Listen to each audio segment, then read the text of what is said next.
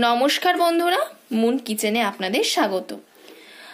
আমাদের চ্যানেলে নতুন হয়ে থাকলে চ্যানেলটিকে সাবস্ক্রাইব করে আমাদের পাশে থাকবেন। আপনারা তো আমুদে মাছ বা ফ্যাসা মাছ যাই বলতে পারেন অনেক খেয়েছেন, অনেকভাবেই এই রেসিপিটা করে দেখেছেন, কিন্তু আমি আজ যে পদ্ধতিতে রেসিপিটা করব সেই পদ্ধতিতে করে একবার দেখবেন এই সুন্দর রেসিপিটা কেমনভাবে বানাতে হবে। দেখতে গেলে পুরো ভিডিওটা না কেটে দেখতে থাকুন। এখানে মাছ নিয়ে নেওয়া হয়েছে, এগুলো কিন্তু সামুদ্রিক মাছ। এগুলোকে অনেকে বলে ফ্যাসা মাছ, আবার অনেকে বলে আমুদে মাছ।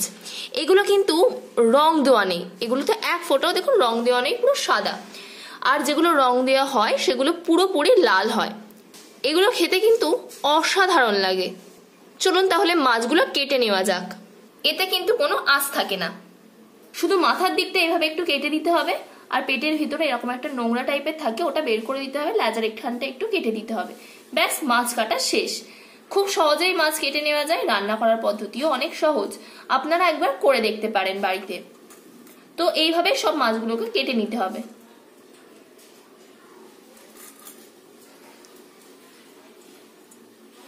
এই মাছ খাওয়া কিন্তু খুবই উপকারী। মাছগুলো কেটে ধুয়ে নিয়েছি। এই মাছ দিয়েই আপনাদের আজকে দুর্দান্ত একটা রেসিপি করেই দেখাবো। মাছে দিয়ে দেব লবণ, হলুদ গুঁড়ো, ভালো করে মাখিয়ে নেব। নুন হলুদে তাহলে মাছটা মাখানো থাক। এবার আমি একটা মশলা বানিয়ে নিই। 4 চামচের 5 চামচ সর্ষে বেটে নিয়েছি। এতে দিয়ে দেব হলুদ গুঁড়ো, কাশ্মীরি লঙ্কা গুঁড়ো, আর অল্প করে লবণ দিলাম। সামান্য পরিমাণ জল দিয়ে দেব, একটা পেস্ট বানিয়ে নেব। এই পেস্টটা কখন ব্যবহার করতে হবে আপনাদের সেটা পরে দেখাচ্ছি। এদিকে আমি একটা কড়া গরম হতে বসিয়ে দিয়েছিলাম, কড়াটা আমার গরম হয়ে গেছে। এতে দিয়ে দেব সর্ষের তেল।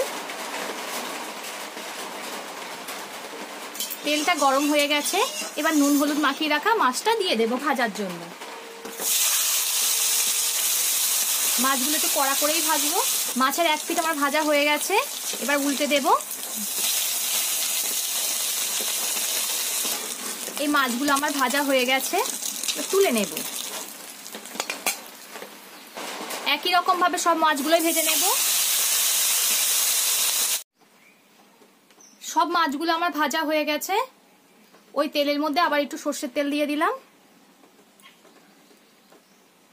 দিয়ে দিলাম কালো জিরে। এমন লম্বা লম্বা করে আলু কেটে নিয়েছি, সেগুলো দিয়ে দেব ভাজার জন্য। আলুগুলো একটু লাল লাল করে ভেজে নেব। আলুগুলো আমার লাল লাল করে ভাজা হয়ে গেছে। যেমন ভাবে আলু কেটেছি সেরকম ভাবেই বেগুন কেটে গিয়ে নিয়েছি।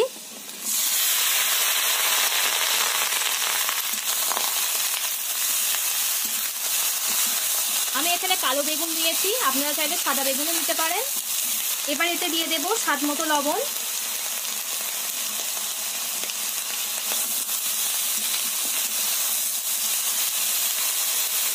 বেগুন আলু আমার সুন্দর গলে গেছে।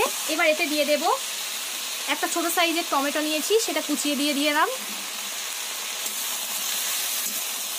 এবার এতে দিয়ে দেব অল্প করে হলুদ। আমার মশলায় হলুদ দেওয়া ছিল, তাই এখানে অল্পই ব্যবহার করলাম। যে মশলাটা আমি করে রেখেছিলাম তাতে হলুদ দেওয়া ছিল, তাই এখানে অল্প করেই দিলাম। এবার বাটিতে গুলে রাখা যে মশলাটা ছিল সেটা দিয়ে দেব।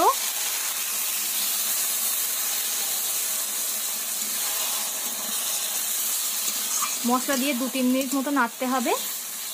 2-3 মিনিট মতো মশলাটাকে কষানো হয়ে গেছে। এবার পরিমাণ মতো জল দিয়ে দেব। পরিমাণ মতো আমি জল দিয়ে দিয়েছি। এবার এতে দিয়ে দেব একটা কাঁচা পাকা লঙ্কা। লঙ্কাটা ভালোই মোটা বলে আমি এখানে একটাই ব্যবহার করলাম, আপনারা আপনাদের স্বাদ মতো ব্যবহার করবেন। এবার ঝোলটাকে ফুটতে দেব। ঝোলটা ফুটছে, এবার ভেজে রাখা মাছগুলো দিয়ে দেব। মাছগুলো দিয়ে আবারও ভালো করে ফুটিয়ে নেব। আমার হয়ে গেছে, দেখুন কত সুন্দর একটা মাখো মাখো ব্যাপার এসছে। এবার আমি নামিয়ে নেব। ভিডিওটা ভালো লাগলে লাইক ও শেয়ার করে দেবেন এবং কমেন্ট করে জানাবেন আপনাদের মতামত। পরবর্তী ভিডিওতে আপনাদের সঙ্গে আবার দেখা হচ্ছে। আর হ্যাঁ, আমার চ্যানেলে নতুন হয়ে থাকলে চ্যানেলটিকে সাবস্ক্রাইব করে আমার পাশে থাকবেন।